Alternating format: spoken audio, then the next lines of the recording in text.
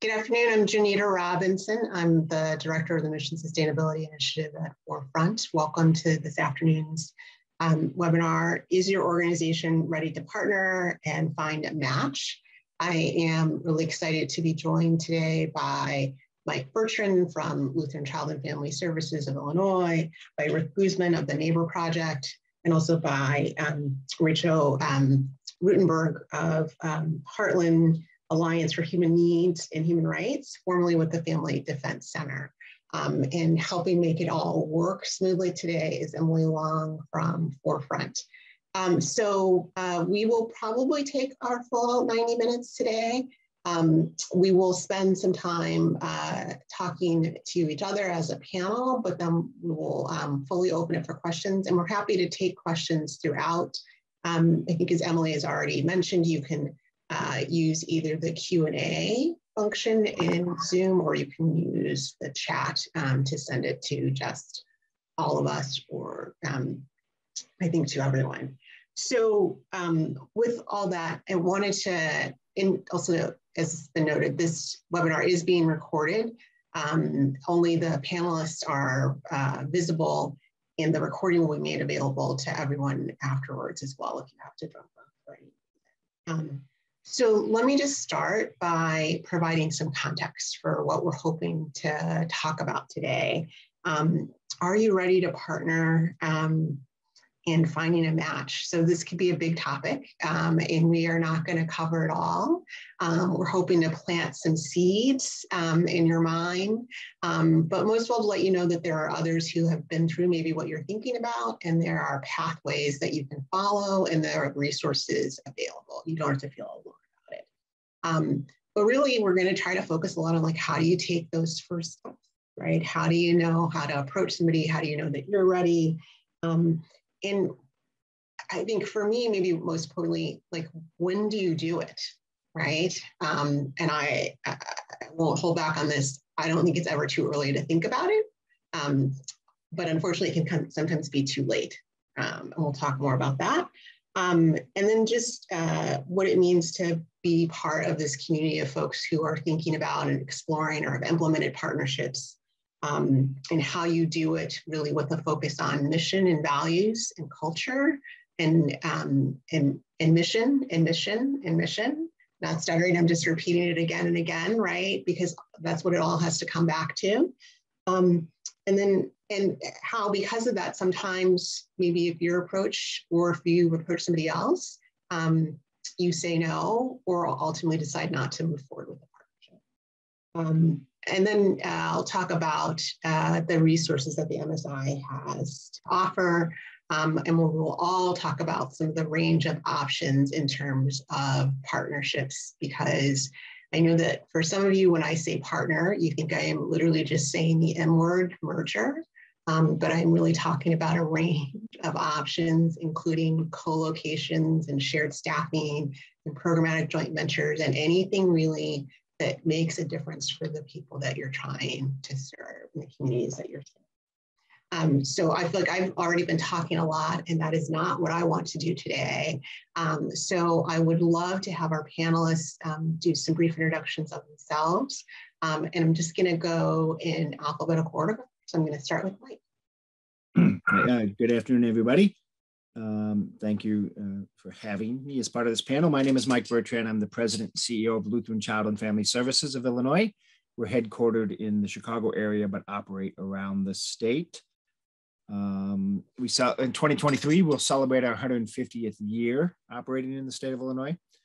We have, over the years, done probably all different types of partnership, and are currently in partnerships where we're partnering with another organization towards combining expertise towards a specific program, from full mergers, as well as when we went through a restructuring in our organization, areas that we felt didn't fit well with us, but would belong better with another organization. So approached organizations to assume some programming that we were doing, and are also now very actively, as part of our strategy, looking at partnerships. So I'll just leave it there as a point of introduction. Thanks, Mike. Rick, we'll go to you next. Good afternoon, everyone. Rick Guzman with the Neighbor Project, which actually is a product of a merger. So I'm going to talk just a minute about our merger experience and why it was so good in my introduction, because I probably won't be talking as much about merger stuff and more on some of the predecessor steps, partnerships that led to our merger, but also partnerships that didn't lead to a merger, but ended up in something else. So I think, but I did want to kind of mention that MSI was a very strategic partner of ours as we were both exploring the possibility of merging two organizations. So I will try to clarify what I'm talking about. I served on both of those boards. So sometimes I say we, talking about different groups, but effectively, I think that it's not just mergers, but certainly a merger is something that requires an awful lot of exploration and consideration. And MSI was a source not only of expertise and consultants and referrals, but also of funding, because there was an awful lot that had to go in. But the main point I think I wanted to make in my introduction is that the Neighbor Project is roughly 2.5 times as large as the two organizations were prior to the merger. So 3.5 years ago when we merged, if you added the two budgets together and you added the staffing, the FTE staffing together, what has happened is that I think those two organizations would have likely continued on the same path, and that they would have been relatively similar. They would have been able to sustain, but would have been relatively similar in size and scope and the number of families served. Whereas 3.5 years after a merger, what we've seen is, a collective ability to serve 2 to 3 times more families, and a staff and a budget that is similarly, multiplied. And precisely because of what a strategic partnership can do, or what a merger can do, and how that can position an organization much better to be able to serve the community when there is mission alignment. But it's not always easy, but it doesn't always have to be a merger. And so I think I'm here to sort of maybe reflect a little bit on multiple types of partnerships that have been really beneficial to the community that we serve, which is the greater Aurora area, Kane, DuPage County, but also to kind of at least you have to start somewhere. And I think that you never know. I think when we started our partnerships, we had no idea it was going to be heading towards a merger someday. And so, but you do need to start somewhere. And I think it'll be an exciting exploration for those of you who are looking into it. All right. Thanks, Rick. Rachel. Good afternoon. Thanks for having me, Janita, on MSI and Forefront. I'm happy to be here. I became the executive director of a small legal aid and policy organization called the Family Defense Center in 2016. And by 2018, it became pretty clear that we needed to find a partner to better sustain our operations and continue our mission. And so around 2018, we went out and started looking for who that partner might be. In 2019, around mid-2019 is when we were merged as the Family Defense Center with the Domestic Violence Legal Clinic. And that new organization since then has been named Ascend Justice. And for the last 2 years, I actually pivoted personally and have been at Heartland Alliance. I'm the Senior Director of Policy and Advocacy at Heartland Alliance, which is a human rights and social services organization based in Chicago. Thanks for having me. Well, welcome, Mike, Rick, and Rachel. So let's get into some more details. You all sort of hinted at some things in your introductions, and I want to follow up on several of those. Rachel, I want to circle back to you first because I'd love to hear you talk a bit more about how you first approached, whether it was Domestic Violence Legal Clinic or others that you talked to even before then, about this possibility of partnership once you realized that that's what your future needed? Sure. So our exploration related to partners started with taking stock of who we were and where we were at. We went through a strategic planning process with the board of directors. We set some goals around financial sustainability and mission alignment. And I said to, after going through many cash flow models that projected out, 1, 2, 3 years, I said to the board, it might make sense for us to go find a partner and consider being acquired or merging with a similar sized organization, sort of depending on the partner. So we made a list of organizations in our sector. At that time, Family Defense Center was mostly a legal services nonprofit. So it was all the sort of Chicago legal aid organizations that were on that list. But the Family Defense Center had a really unique niche in that it was the only organization providing services of its kind. So there wasn't like an obvious like-minded organization that, we could sort of fold into and double in size, sort of as other organizations may be able to do.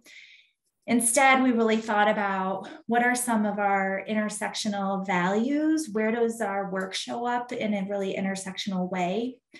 And we started making a list of partners based off of that. The Domestic Violence Legal Clinic was actually my first meeting and ended up being our merger partner in acquiring us. But I do think that was just a fluke. Really, what we were looking at was, from the data from our client population, from the needs of of the folks we were serving, what would make the most strategic sense. And because it was such a niche organization and sort of unique in its model in representing parents in the child welfare system, which takes a little bit of a different perspective as some other organizations that maybe we're only focused on the child in the family. This was really about the whole family and the parents being able to keep their kids whenever it was safe and possible for them to do so. So we really needed an organization that understood that foundational aspect of the work and understood that it was important to keep that part of the mission intact. It's really helpful to hear that history, Rachel, because one of the things that stood out for me about what you said was, you talked about values, which is very important, but when you talked about the mission and the work, it wasn't that there was an overlap in the mission of you in Family Defense Center, but there was an alignment, right? And alignment doesn't mean 100% overlap, but you were serving similar populations, but for your organization, there was a unique service offering that you wanted to preserve, right? I also found it interesting that you talked about strategic planning, and I want to turn to Mike because I know that part of your partnership strategy has come out of strategic planning, but from a different perspective. Sure. So as I said, we've done numerous types of partnerships, and they've happened organically, like putting a program together and combining expertise, or have, for lack of a better term, fallen in our lap, or we've been approached, probably similar to Rachel's situation, to say, could we talk about coming together and merging in some way? What we decided when we did our three-year strategic plan, which we're about 2.5 years in and preparing to do our next one, is that we want to be very thoughtful, and we want to look at potential partnerships that create a win-win for mission for all. I think as Rick talked about with his partnership, that's created ultimately more mission, for lack of a better term, with a greater ability to serve more folks in need. So we've decided to be very targeted to look at where is a good fit, and both fit with mission, but we also are looking at folks that are strong, that they're not necessarily, my mission's gonna go under if I don't look at a partnership, rather that, no, we're doing fine, but we can do even much better. So as we're reaching out to folks, and we sort of identified entities that we thought would be good to have a conversation with. We're leading with that. We're looking for a win-win for both missions and mission compatibility. If that's not the case, great. It was great having a conversation and so on. But looking more, so again, very strategically versus who might be a fit. Like I said previously, we've largely been approached for opportunities. And some of that is through a faith connection. Some of that has been through other means and other reasons. But now we're looking at, well, let's be very proactive at it. Let's be strategic about it. And let's look at organizations that may share the same strategic interest as to how do we grow both our missions in a way that couldn't be done separately, but can be done together. Thanks, Mike. So important, right? Partnerships can overcome obstacles, but they can also just expand mission even when there aren't obstacles, right? Because there's need in terms of folks needing to be served. Rick, I would love for you to talk a bit about the assessment that you all went through to help determine your readiness to partner.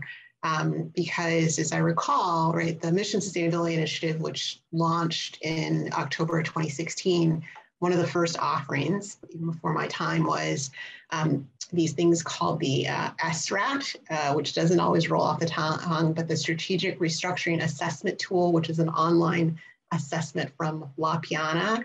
And Rick, if you could talk about like what that did for you all and whether you found it valuable or not. Sure. Yeah. So I feel like we were in a little bit of a, well, not a completely unique situation, but I think that for us, we're just getting ready to exit a 5-year strategic partnership with the organization, like the two organizations that ultimately ended up merging. But merger was sort of essentially this big jump that we went to. So right, we had been partnering for 5 years, a little bit longer than that, but we'd had this 5-year kind of jointly funded project between two organizations. And at the end of that time period, the funder of that, who I think had become a funder of MSI at the time, and so maybe mergers were on their brain a little bit, they said, hey, have the two of you organizations ever thought about merging? And for us, I think that we each had a sense that that something was going to have to change for additional growth to happen. And so for us, the original answer, I think perhaps very uncharacteristically, was, oh yeah, we'll look at that. We should totally think about that. It was literally the funder talking to the two kind of board chairs or executive director kind of positions. And what SRAT did for us is it slowed the sort of enthusiasm or automatic, like, oh yeah, well, no brainer. Of course we should think about that. And there'll be work. We'll have to go through a process. And it kind of allowed us to think about this, and it gave us a tool. I mean, because again, here you've got a funder who says, I think it'd be a good idea. Two executive directors that say, we think it'd be a good idea. But how do we know for sure it's a good idea? Is it just a good idea because we all think so? And so this tool essentially led us through, and we had staff, we had board members who each kind of participated in an assessment. And what the assessment showed us were essentially several of the things we already knew. So we looked at, like, were our funding sources the same, and that we were going to end up kind of cannibalizing each other in a merger kind of context. And it showed, no, you know what? One is largely grant funded, one's largely private funded. So it's like check mark, that looks good. Another area said that, kind of basically took the temperature. What do people think? Are you comfortable with the other? And everybody was sort of comfortable, staff as well as board. So it's like another check mark there. I think that was there a compatibility in the work that we were doing? And there was cleared, very direct overlap. And so it was like, check, check, check. And then we got to this place where it was talking about organizational culture. And all of a sudden it started flagging some things like, this isn't going to be like, so if you have one group that's 100% privately funded and is used to being able to be really fluid and adaptable with that funding to do whatever they want. And another group that has to report every single thing they ever do, like in a highly detailed sort of way, and is therefore sometimes very scared to go out of the boundaries of what the funder says and that kind of thing. That you've got people that might have a hard time figuring out how to work together. And so that's just sort of one of the examples, as I recall, of like, there was all this momentum, like, yeah, we should merge, let's merge by the end of the year. And it ended up being about from that point on, about 2.5 year process, in part because it opened our eyes. It gave us, again, a tool to be able to look at some things, but also then said, wait a minute, there's more that we need to assess than just like, do we want to, kind of merge, or do we want to continue this partnership that was coming to an end? And then it gave us, again, being involved with MSI generally, there was a natural progression into further exploration that we were able to take advantage of after that. Thanks for sharing that. It's, I will tell everybody, it's, the assessment that Rick is talking about, as I mentioned, there's a particular assessment that La Piana provides. Other consultants do assessments that may not be online, they may be in person. And in many ways, actually, the strategic planning process that Rachel and Mike spoke about also are very much sort of those are similar to those assessments. And actually, I often tell organizations that reach out to me, if you've recently gone through strategic planning, I'm not sure that you need an assessment, because strategic planning will often tell you a lot of those things. But having a good understanding of where you are, I feel, is essential before you know where you can go, especially where you can go with somebody else, right? I want to go back to a couple of things in terms of, Mike, you talked about how you get approached by folks, and I'm curious, have you, and when do you say no to people who approach you about partnering? Sure. Some sort of echo happening. So there's obviously, not obviously, there's a real easy no if we're approached by somebody that isn't mission enhancing, for lack of a better term, or even mission consistent with mission. So we've been in the past have been approached folks that are more involved in senior services, which just isn't our thing. God bless the folks that's what they're doing, but it just wasn't our thing, and we were more approached through our faith connection, and just said, well, no, thank you. Also, when you get down the road and say this does look good, and you go enter into due diligence, there's obviously we said no for financial reasons, feeling that the numbers would make the new entity more vulnerable, and that was never the intent. If you're coming together, it should be to strengthen mission, and should be to ensure that folks can be served minimally, or ideally served in a greater way, or better way, or different way. So for us, it's been several-fold. It's been that's just not a good fit. Or secondly, we don't think coming together in this way that would be financially viable. And that's the two that jump to mind. Or culture, as others reference. It's like, this is just wouldn't be good, I guess, for lack of a better term. The cultures just are too inconsistent. And again, first and foremost, if it's not good for mission, it's not a good idea. So kind of those three things have led us to say, enjoyed talking with you, but doesn't look like a good fit right now.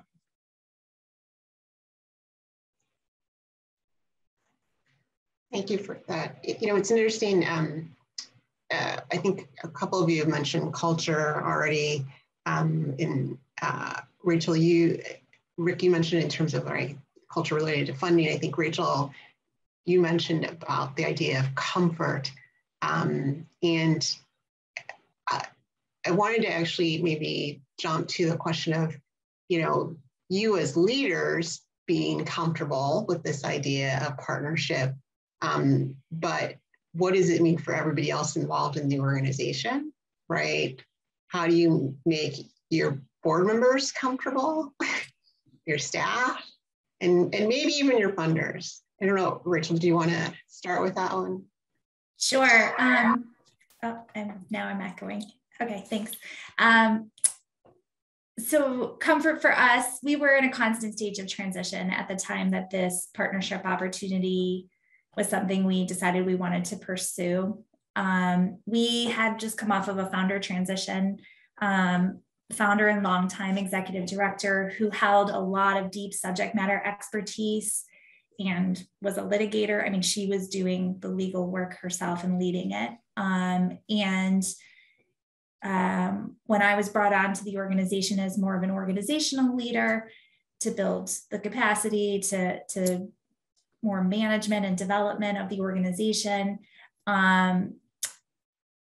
coming from that type of founder to my leadership style was already a big transition for the staff and for the board. We had started sort of implementing changes right away related to bringing new people onto the board. Going through that founder transition for the board was pretty challenging. It took a long time. It was a long time of planning related to that and for finding the right person, which I guess was me at that time. And so that was all sort of a number of years of trying to sort of do the right thing for the organization. And so the staff was a little bit unfortunately used to lots of changes happening. And so that piece of it, I won't say like anyone was ever super comfortable with the concept, but I was very transparent with our staff and with our board that our main goal was to sustain the mission and continue providing services. We were providing such a unique set of services to families in Illinois, and without us, nobody else would. And for me, that was really the only thing that mattered. And our staff was so deeply invested in the work that they trusted that instinct. They were right there with me. And so was the board. I knew from, pretty much day zero that I was probably merging myself out of a job. I really hoped to, continue the roles of most of the staff as well as we could through the process. And I told them, I'm just going to always be transparent with you and we will work through it together. And so the operational staff, I supported them in finding roles at different organizations over the course of the year that it took for the merger to occur. And the programmatic staff are all still with the merged organization to this day. So I really spent a lot of time with all of our, staff and board members to make sure that they were comfortable with what was happening, that they had all of the information, and that they understood the why, the big why of why we were all putting so much effort into this thing. And I do think that looking back now, it's been 2 years, that I still hear from those folks and they still understand that. So that was really important to me, and it was important, I think, to them and important to the success of the merger. That the why intersects with the what and its impact on the whom, right, is so important. And you were really transparent about it. And I can see why they would appreciate it, because it's change, right? It's change and it's potential uncertainty, and it has real world impact on people. Was there something that you wanted to add? Yeah, Rachel, it just sparked my thinking that, boards, the leadership has a tremendous amount of influence on boards. And when you're having these dialogues, and I can think of a recent one we had that, and took all the way to due diligence, and how do I put it nicely, would have been incredibly beneficial for me as an individual professionally, but wasn't the right thing for the organization at the time. So it's that you need to kind of have that ability to look at it from that lens, as hard as that can be, is, okay, well, wait a second, I got to take, in Rachel's case, you know, she said, well, I knew I was kind of working myself out of a job. Mine was the opposite. If we'd have gone down that direction, it probably would have been a significant boon for me personally, but I didn't think it was, it clearly showed that it wasn't the right time for the organization. So I think that's real important. You either have to be able to do that or have somebody tapping you on your shoulder saying, you sure this is about you and not about what's best for the organization? I will say, I did want to add, you know, this piece around culture and having the right appetite for both organizations. Since Family Defense Center was in such a space of change, the domestic violence legal clinic was really solid and like had a real sustainable model happening, but they were in a space of real innovation. And to me, that was sort of the crux of what I believe kept them coming back to the table as well, is the domestic violence legal services sector was having this big conversation many years in the making related to how services could be provided in a more innovative way. Sort of the same thing had been happening for so long. And that appetite for innovation, plus the sort of understanding of the foundation of the work of the Family Defense Center and why it was important and what the two could do for clients, I think really did keep them coming back to the table as well. So that those cultural pieces were absolutely, so important to our process and the success of that partnership. Thanks, Rachel. And I'll remind folks, you can continue to post questions in the chat. You can post questions in the Q&A box within Zoom. We're answering some of those questions live. We'll get to some of them later. Rick, I was hoping that you could talk a little bit more, though, when I was talking about getting others ready. If you could talk a little bit more about funders, because you shared already, right, that you had a common funder that sort of pushed or encouraged this, I will say. It all depends on the funder, right, how they approach it. But I'm curious as to how you sort of informed and when you informed your other funders that you were thinking about this partnership. And I know, if my memory serves me correct, you had an issue with your government funder and getting some approval that maybe took a little longer than what people might imagine.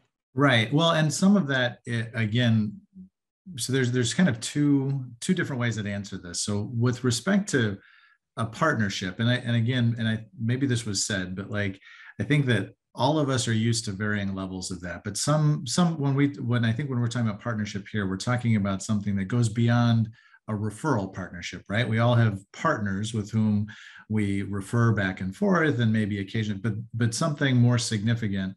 Like, I may have an opportunity to talk about this later. We've done co-location. We've done a jointly, as you just alluded to, Janita, a large investment that was essentially jointly implemented by two different organizations from one funder, staff sharing agreements. So there are a lot of, and I would say that for the most part, when we were talking about, kind of these level of partnerships, I would sort of want to trumpet partnership very early with respect to these kind of like a co-location partnership, a partnership where staff is sharing staff, like, because I think people like to see that.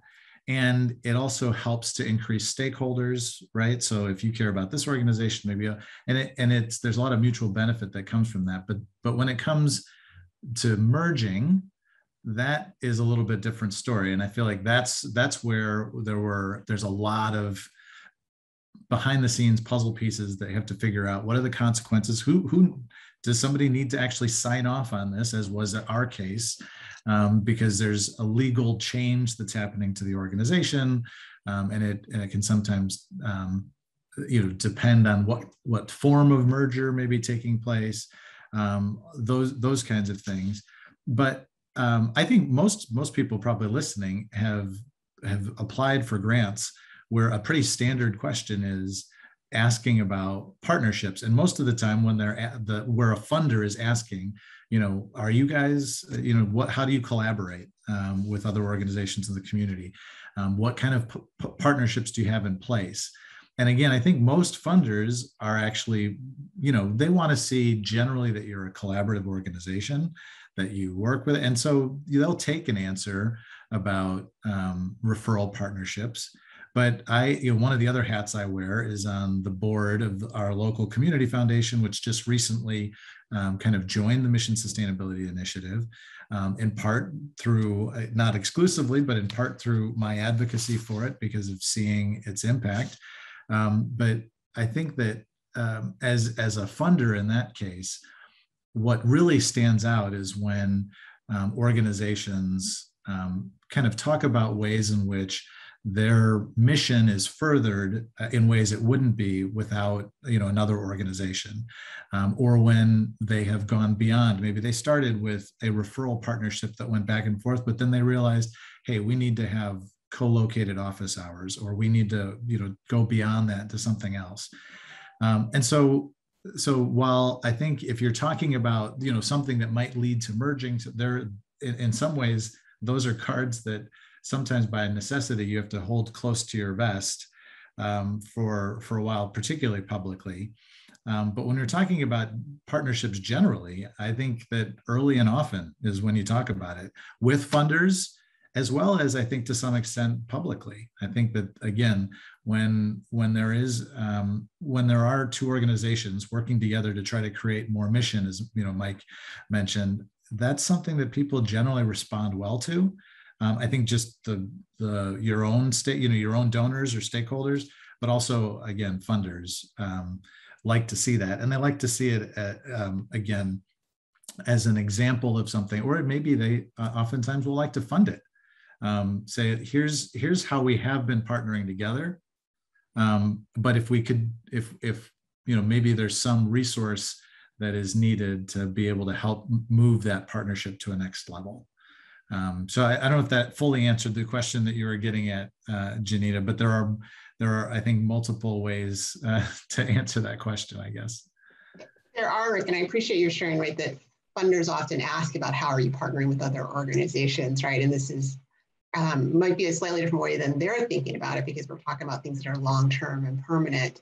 I think the only thing that I think that what you're saying might sort of prompted me to remember, and we can talk about this later, I can talk about this later, is, that with these partnerships, right, there are legal issues involved. And we have a great partnership with the Lawyers Committee for Civil Rights Under the Law. Their pro bono works. And for every organization that's been exploring or implementing partner, we've been able to get pro bono legal assistance or free legal assistance who've needed it. Because, right, you have to sometimes figure out these structures. In particular, right, if you're funded from the government, and a change in your legal structure or name might lead to the end of that government grant, right? Do you have to either get pre-approval, or do you structure in such a way that the name doesn't go away, right? That it's sort of a parent-subsidiary relationship or something like that, that I'm not going to go down a rabbit hole as a former lawyer talking about. But I did want to, though, spend some time talking specifically about partnerships that are not mergers. And I know that all of you have experience in that. Rachel, actually maybe starting with you, because I think you used a shared staffing partnership, and you tell us a little bit about sort of how that worked and what was sort of your thinking in going into that sort of partnership. Sure. So there's maybe two different things that you're referring to, so I can sort of mention them both. But as we were preparing for our acquisition to be finalized, we were able to sort of scale down our lease, our operations staff, and we actually moved into a board member's office space and partnered with a corporation to provide a lot of that back office support to us as we were sort of scaling down That was like a really key part of us being able to continue doing the work while at the same time, preparing from a staffing structure to be ready to be acquired. So that was really an important piece of it. Shout out to Epsilon, who posted us in probably the most beautiful office space I will ever work in for a couple months there.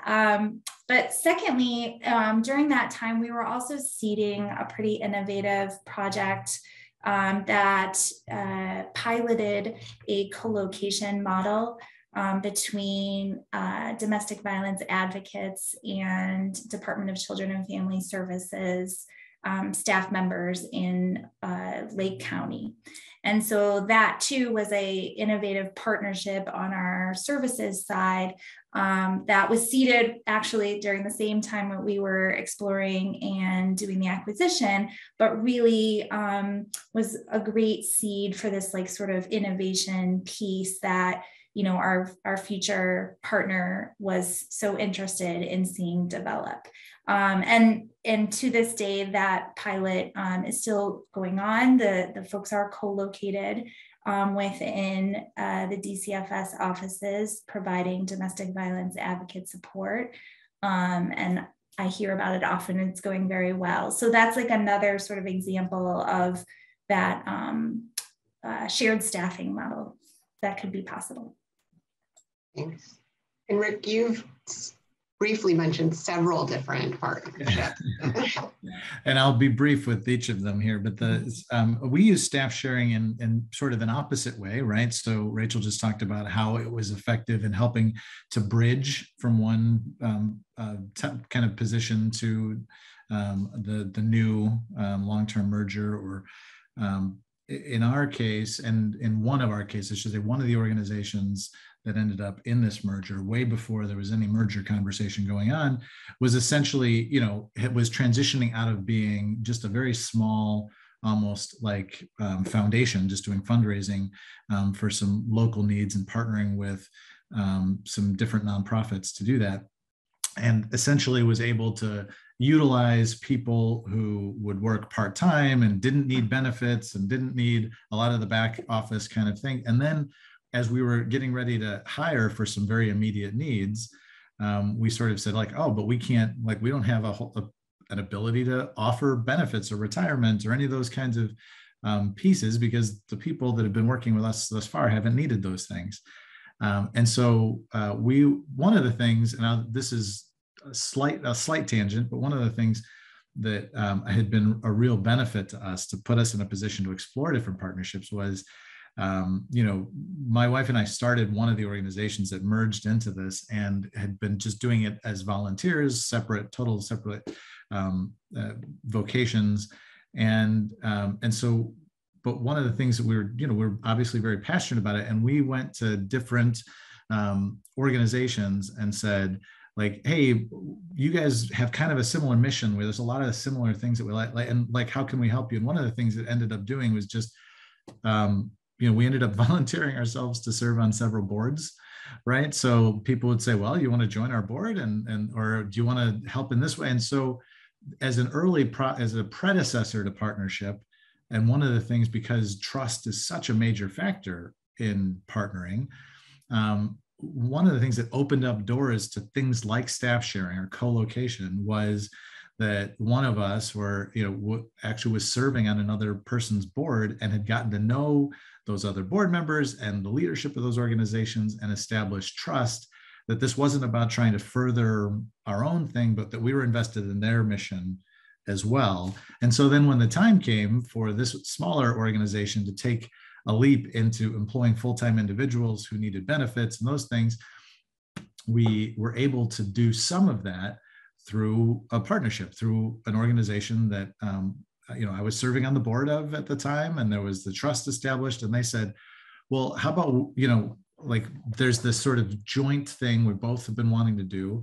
What if you manage that person and kind of work on this, but we'll keep them on our staff and we'll do an MOU between us, and they invoiced us for that person's salary and benefits, but we oversaw that kind of shared missional kind of project that was partially grant funded. And it was sort of like, hey, yeah, we both kind of want to do this, but it was like, you have the infrastructure to pay the person. We have maybe the mission, a little bit more of the mission in this, because it was basically a housing initiative where housing wasn't the main thing this other partner was interested in or had any experience in, but they saw the need for this. And so they were happy to house this person as one of their employees on paper, even though, so that was, one of the ways that enabled us to do that. And then similarly, an organization that and the two organizations that we ended up merging, because I was on both of the boards, because I was on both of those boards, and we kind of jointly went to a funder, we essentially were able to establish trust in how we implemented this jointly funded project. And so this is going back about 10 years, back when the bottom had fallen out of the real estate market. And there was part of this jointly funded grant was to be able to purchase foreclosed homes, renovate them, resell them to lower income working families. And in this context, we actually were able to, there was a commercial building that was also foreclosed. It was a 5,000 square foot commercial building in downtown Aurora, and it was foreclosed on, and we were able to purchase it for $63,000. Now, it needed a lot of work, but we were able to kind of, through this level of trust and partnership that was existing, kind of stretch the goals of this to not just purchase and rehab foreclosed residential properties, but to a commercial property, which then put us in a position of, okay, well, what do we do with this commercial property now? Because we had been operating out of people's homes, which of course now sounds normal, but back then we had no office, and we thought, well, we have to have an office. And so we ended up purchasing this and rehabbing this commercial space through one partnership, and then finding another partner who said, oh, well, we need some space to rent. And so they came in and they actually funded the rehab of that office space being rehabbed by saying, well, we can pay $2,000 a month in rent. So that enabled us to borrow take on a mortgage that would cost about $2,000 a month to fully rehab that space. That gave us office space as a small growing organization, gave another organization office space. We were able to actually give it to them at below market rate, and accomplish some of the goals of a project that was designed to essentially try to deal with the glut of foreclosed properties in our community. And I guess the point that I'm trying to make is that none of those things that worked out really, really well would have been possible if there hadn't been some level of trust, and if there hadn't been a belief by those partner organizations that maybe the one whose idea it was to do all of these different things, didn't have their interest equally in mind. I mean, as a board member, I have a fiduciary responsibility to that partner, and I'm serving on that, and I've kind of made that commitment. And so as I think that has been the biggest thing that has opened up the doors to these different types of partnerships, one of which ended in a merger, but two other ones I just talked about are, one of them doesn't really have a strong partnership anymore other than referrals, and one of them does. But again, those are things that happened, and opportunities, doors that opened, because we decided we wanted to take a collaborative approach to the problems that existed in our community. And part of that was essentially finding organizations that were doing related work, maybe not always overlapping, and saying, hey, your success in your mission is going to impact what we care about too. And so we want to invest in what you're doing. And by serving on boards and by investing in those other organizations, opportunities to grow this smaller organization that I was invested in opened up. So Rick, I love that you say just deciding to be a collaborative organization. And it's clear in the way that you talk about it, because you do often say we. Yeah. But I do want to clarify, when you were talking about that co-location, who all the we was, because I think it was 3 organizations, but it was 3. Okay. It's true. I can be very confusing to listen to sometimes because but I think that's part of it. In some ways, one sign that you're doing collaboration well is when you start saying we for an additional group of people, right? Because it feels like that, and I think that's an important point to make, right? Because if it's us and them, that may be a sign that your partner, quote unquote, is actually being viewed as a means to something for your own advancement, or something that isn't like we are something that's being established collectively. So in our case, we had a local foundation that had funded a project to deal with foreclosures and foreclosed properties that needed a lot of rehab. And there were two organizations, Joseph Corporation, which is an Emmanuel House, the two that ended up merging, that were tasked with that. And Joseph Corporation basically did single family rehabs, and Emmanuel House said, okay, well, we'll handle multifamily and one commercial property. And so that was because we had different expertise. And so that was the way we did that. And then in the process, there was a satellite office of World Relief that was essentially needing to move out of its current space, and their budget was $2,000 a month. And we said, oh, well, we have a space that's, almost twice as large as the one you're renting for $2,000. Would you like to just pay us $2,000 a month, and you'll have more space? And by the way, it helps us do what we didn't exactly have a pathway to do, which is rehab this great building we just purchased, but that needs a lot. We got it for $63,000 for a reason. And so it just sort of, again, allowed us to be able to say, hey, here's one partnership that's opening up a door over here. It created this sort of tangential, completely different, but like still very positive impact in the community that wasn't part of what the grant was supposed to do, but it was kind of another organization that was able to be positioned to grow and do more mission for some of the same clients we were serving for housing and other things, but by being able to have access to a bigger office space for the same amount of money they were already paying. Can I just say that I want to be Rick when I grow up? No.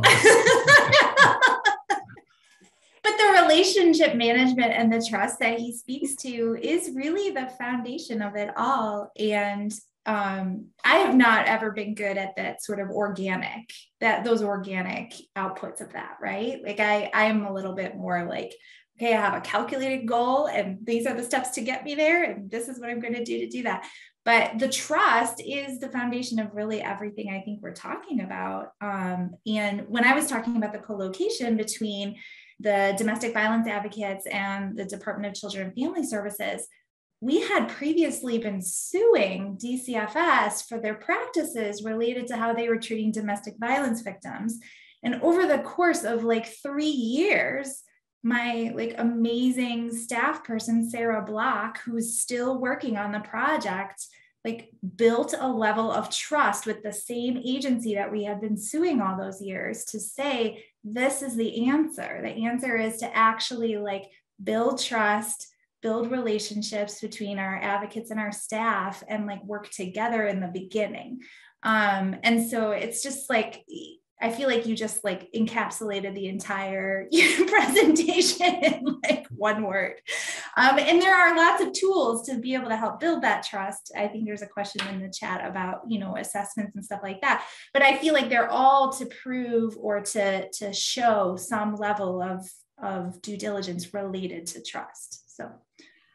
Yeah, that's a great segue, Rachel. So I encourage folks again to put questions in the chat or in the Q&A block in Zoom. But a question in the chat is, are timing needs, external timelines part of the assessment process, due diligence, or some other phase, right? So the answer to that question is yes, sort of, in that there are many timelines out there and a lot of consultants who do this work more in depth. And there's a qualified consultants list on the MSI website, and that link will be shared with you afterwards. A lot of them can provide you with timelines, but the timelines shift depending on the organizations involved, because sometimes you might be on a quicker timeline because of the state of one organization. Sometimes it's on a longer timeline because you're building up trust, or because, as I mentioned with the Manual House of Joseph Corporation, you have a government funder for whom you need approval from before you can move forward. And they say in the beginning it's going to be 3 months, then it ends up being 18 months. And so timelines vary. There's also on the MSI website, and this will be included in some resources shared later, Gene Butson of Mission Plus Strategy created what's called a merger toolkit that shows a pathway of the different steps. And she uses very much like that language of how the you and me become we. And I think it's applicable not just to mergers, but to other partnerships. So there are resources and timelines out there, but yeah, as they say, right, it never goes faster than the speed of trust. Right. Mike, was there something that you wanted to add? No, I think you hit on most of it, but yeah, there's just so many. I can think of one we did some years ago that it did involve state contracts, and they wanted it to happen on their schedule versus what might be a more organic schedule. So that can sometimes prolong, or sometimes that can make things have to go quickly. But I want to talk a little bit more about the help that's out there. I've mentioned consultants who do this work. I've mentioned the pro bono legal work that's available through the Chicago Lawyers Committee for Civil Rights under the law. What other resources did you all need in terms of these processes and making them and helping you to get through this? And I open that question to any of you. I think that's a different answer depending on which partnership. And what type of partnership you're going for. If you're going for a full merger, then at least for us, you want strong independent financial due diligence, as well as obviously almost anything you do these days requires a lawyer. And you reference some free legal assistance, but or I know if you have a lawyer on your board or within your scope of stakeholders, that can also sometimes be tapped. But minimally you're going to need a lawyer. Even if you're just partnering in service some way, but that draws up any type of document, even if it's just an MOU. You usually want the legal folks to take a look.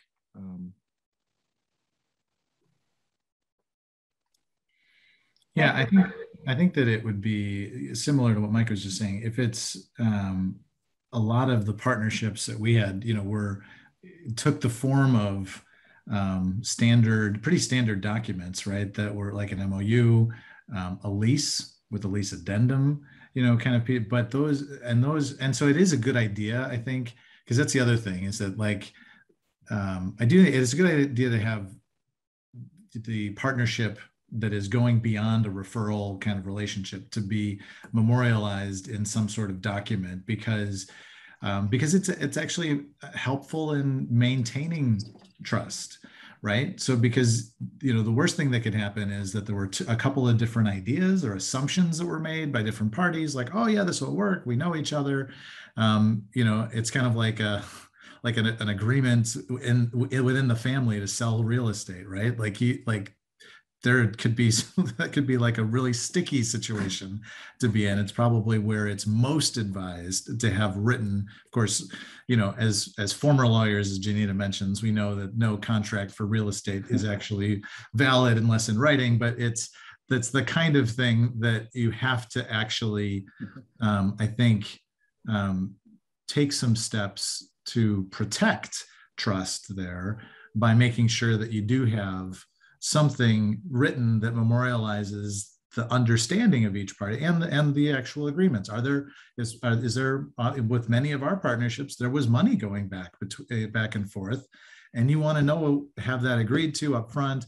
And as Mike said too, I think, you just have to, don't take offense when the other side says, hey, we're going to have our attorney take a look at this, right? Because oftentimes, because I have a law degree, I'm the one who gets asked to draft up the thing. And so somebody says, well, we're going to have someone, and I say, please do, because I haven't really spent any time ever practicing the law, so have a real attorney actually take a look and do that, because it is, it's a way in which you can help to assure how a partnership can work by actually memorializing everybody's understanding up front, so that there aren't surprises later or hurt feelings when someone said, how could they have thought that I would have agreed to something like this or something like that. I think that some of the other pieces of it, like we've talked a lot about culture, many times culture gets to be a major issue when you're particularly in merger. Obviously, that's for us, it was the number one issue when it came to merging two boards, to staffs, that kind of a thing. And so a lot of the other maybe pieces of this, other than maybe access to some legal assistance, which again, for us, we were connected through MSI to some opportunities for that. I think most of the other things are big issues that we want to be talking about when you're talking about exploring, potential merger or something beyond that. But short of a merger, and anytime, like I said, when there's money going back and forth or staff being shared, it's a good idea to be making sure that everybody's understanding is the same in writing up front. I probably had too many lawyers that were part of my merger. Everyone was a lawyer. And Jean Butson, who we worked with, and I think is on this webinar too, was wonderful in helping facilitate that. We really needed a third party. You just needed a third party facilitator for those conversations and to take you through the pathway in more of a project management style, rather than needing to dive in to the legal details or the financial details in every single conversation. There were lots of other things that had to be sorted out as well. So that was key. I'm also going to give a little pitch for branding. We did a massive rebrand as part of our merger and acquisition. And it was awesome. It was a lot of investment from MSI that, MSI actually supported us in 2 different ways through this acquisition process. It was a major investment, but we were taking 2 organizations that had really literal names. We had the Family Defense Center that did family defense legal work, and we had the Domestic Violence Legal Clinic that did domestic violence legal services. We were putting them together. And so coming up with a new name that everybody loved, and having a really beautiful new logo and a new website was a huge part of really living out that trust, and made it really exciting to push toward the end, because you get that fatigue, right? Someone said, are there timing needs? There are timing needs, but I would say the shortest amount of time I could see this taking for at least a merger and acquisition would be a full year. And I think we pushed and did it in exactly a year's time. But by the end of that year, you are tired of talking about this stuff, right? You are in the weeds are so prevalent. They're you can't see the forest anymore. So that rebrand was really, really helpful to everyone's morale and to just the push, and then the excitement of being able to announce the future of the 2 organizations as one. So that was also really awesome. I want to make sure that our panelists get an opportunity to talk about some additional impact from their partnerships. Rick started out by talking about 2 organizations coming together and having then being able to serve 2.5 times, not just 1 + 1 making 2, but 2.5. But before we do that, I also wanted to share some just general background information about the Mission Sustainability Initiative so that everybody has it. And so I'm going to actually share my screen for a quick second. So you should be able to see my screen now, this PowerPoint presentation. So just, and this will be shared with folks afterwards, these slides, but really quickly, I touched on this a bit, right? And that the MSI's approach is about holistic, right? We provide confidential technical assistance, we provide educational programs like this event, resources, sort of like including list of qualified consultants, and we're looking to build a community so that you don't feel alone when you're thinking about what these partnerships might look like and how they might work. We've talked a lot about partnerships in terms of increasing impact and meeting challenges. They can also address equity. We haven't talked about this as much. In particular, we see this as a case where oftentimes organizations, because of the situation that they're in, staff aren't adequately paid or receiving adequate benefits, and partnerships can help with that, right? Because yes, organizations serve communities, but there are people working there too who also deserve equitable pay. All right. We've mentioned La Piana in relationship to their strategic restructuring assessment tool. La Piana also put together this really helpful graphic that looks at the different types of partnerships in terms of you have sort of your sort of looser networks, joint advocacy, you have your joint programming in the blue, associations, coalitions, maybe a fiscal sponsorship, and that internal circle of merger. I like this graphic because it's a circle. I don't see these partnerships as really a continuum, right? Because you can choose to be in the green circle, you can choose to be in the blue circle, you can choose to be in the oranges to yellow circle, and you can move back and forth depending on who you're talking to. So the four things, though, in particular that MSI offers is confidential technical assistance. Anyone can set up a time to speak with me to talk about what they're thinking about in terms of a partnership. And that can be a one-off conversation or it can be one of a series of conversations. I think there are folks who I talk to like every other month for a year as they're trying to think through some things. Again, we have toolkits and research, and we do educational events like this. We refer folks to others, that pro bono legal, and then also paid consultants. And we have grants to help with the one-time cost. Rachel talked about that one of the MSI grants help with branding. We've helped with cultural integration on the implementation side. On the exploration side, we often help pay for those consultants to help with the negotiation. And research has shown that a negotiation is more likely to be successful if you use one of those neutral third-party consultants.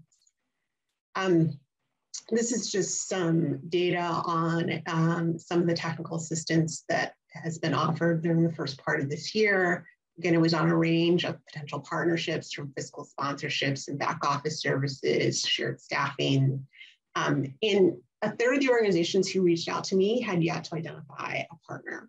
I don't, through the MSI, I don't match people with other organizations, but I'll talk to you about how you can think about finding your match.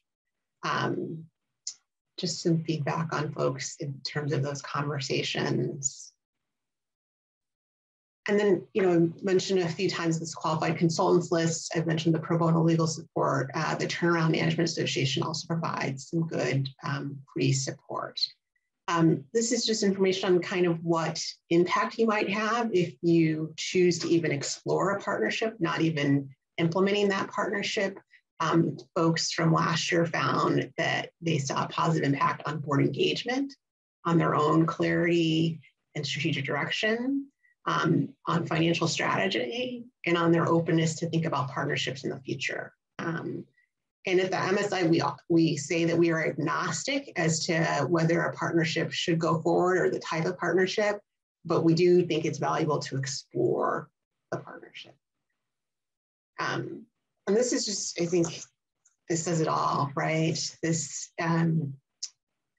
was a grantee who had finalized a partnership just before COVID and how they felt like it really helped them in terms of being prepared for what nobody knew was really coming.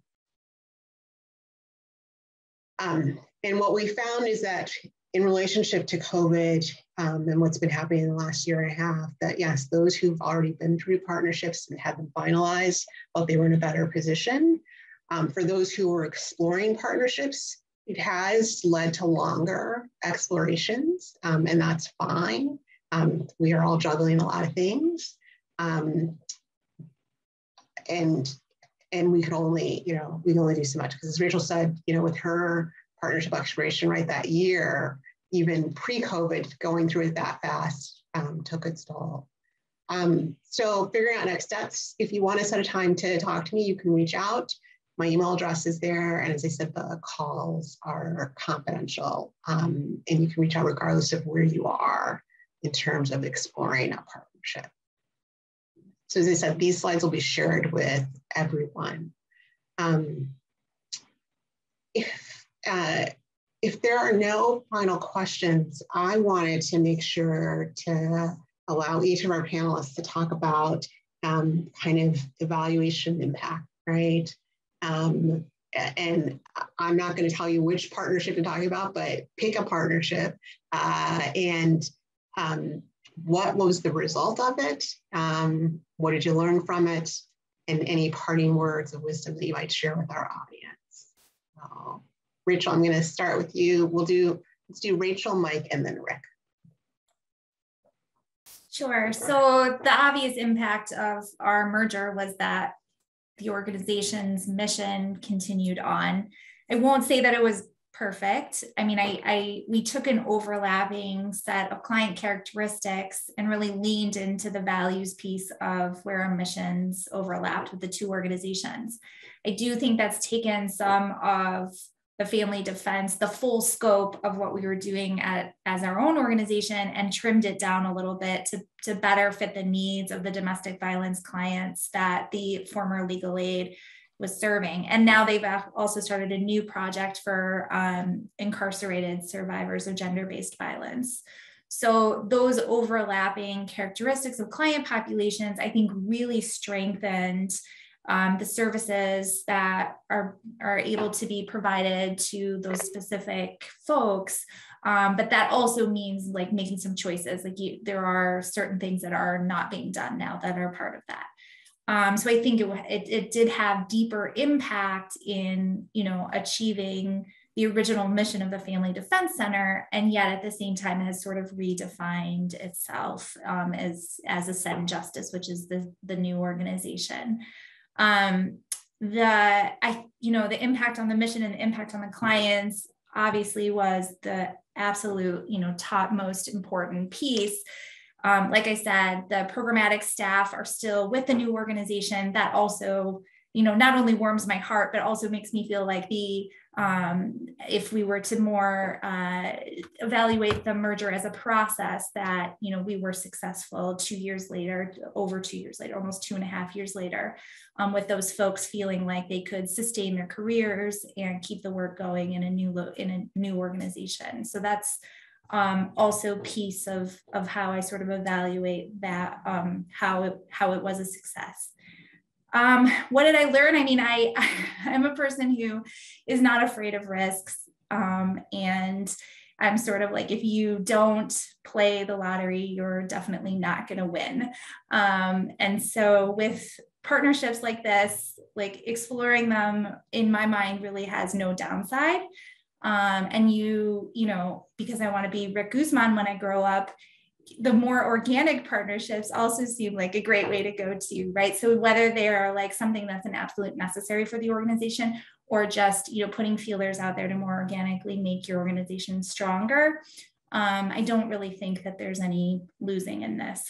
And, I'm glad I had the experience. I also decided to sort of do something else because I didn't, after leaving the merged organization, because I didn't want to directly compete with the new organization, especially in terms of fundraising for private foundation grants, which it was a small community of private foundation funders. And I didn't want to be going to my contacts, at the same time that the new ED of the organization I had just helped merge was going and compete in those portfolios. So I'm doing something else. I'm a little bit more middle management. And I like to tell people that, you know, I had this merger experience, and, you know, the fact that I don't do mergers right now, or I'm not doing these sort of grandiose more partnerships for more sustainable organizations. I'm just sort of like taking a break and really digging into some substantive work. I have the privilege of doing a lot of substantive policy work and policy strategic planning, both at the federal and state level at Heartland Alliance. And that is such a privilege of mine. So I look back, and it was a great experience, and maybe I'll be involved in something like that someday in the future. But it was great. Thank you. And I shout out to Forefront. Their support during the whole process was absolutely key, as well as the consultants. Mike. I also want to be Rick Guzman when I grow up, but I'm going to actually use a very different example from a merger and acquisition. And it's a very deep program service partnership, in one that, so basically for us, it was trying to help solve a problem that we knew we could not do on our own, but we're deeply committed to. We have several of these, but I'm going to go back to a program we started about 14 years ago for youth very deeply in the child welfare system, which is our world. Normally, the typical was a young person that had grown up in foster care, and then at the same time became very deeply involved in the criminal justice system. Our system in Illinois, in my humble opinion, these were the kids like, oh, let's just hope they get out of the system without something too bad happening. And we didn't want to see that happen. So we knew that we could navigate, help them navigate the child welfare world. But just referring to folks that were in the criminal justice world was not deep enough for these very, very deep end troubled youth. So we literally approached and got a joint contract with an entity, Youth Advocate Programs Incorporated, to say, we need to do, you need to provide half the staff, and we need to provide half the staff on this same contract. And we need to have a much more deeply coordinated approach on how we're doing this, and clearly partner in a way that somewhat delineates who does what, but also realizes that sometimes that may require all hands on deck. So from an evaluative point of view, it was kind of that leap of faith where we've been able to been recognized nationally by Council on Accreditation for innovation in there because there hadn't been a program directly targeting those youth, but more importantly, tracking recidivism, which is significantly below. Nobody really has rates for duly involved, but it's a fact that it's significantly below the Illinois Department of Juvenile Justice and Corrections, if they're in the adult corrections, as well as now we're trying to track where they're at later in life on being successful and moving in a direction that is away from criminality and more towards. So for us, it's very much an immediate impact on individuals that no way could have happened if we didn't deeply partner with somebody. So it was, how do we partner in a way that helps us meet our mission that we know we cannot do on our own, even though it was more program partnership versus let's merge, let's do something like that. So.